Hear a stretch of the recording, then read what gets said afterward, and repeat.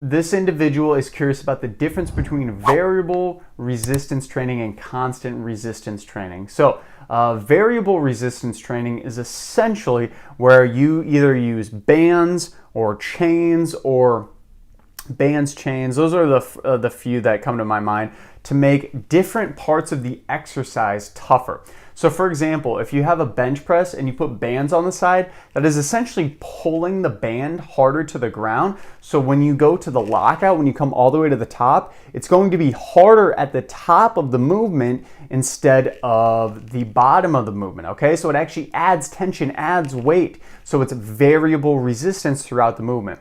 Constant resistance training is the idea of there's no outside load, right?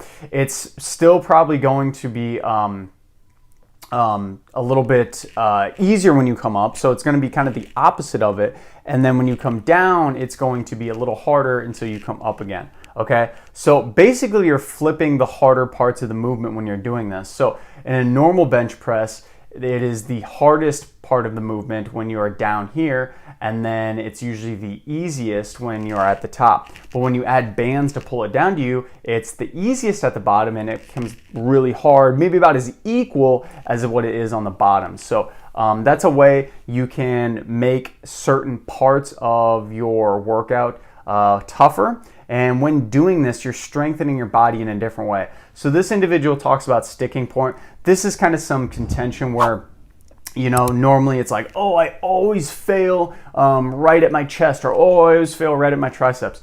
Sticking points don't exist if you are strong enough, okay? So if you have a sticking point, it literally means that you are just not strong enough to lift that specific weight for that specific range of motion, okay? So if you're literally lifting 225 pounds and you're like, oh, it's so hard, I stop here, and you're like, chest is my sticking point, I guarantee you if you took those plates off, put 185 pounds on, you could probably do it super easily.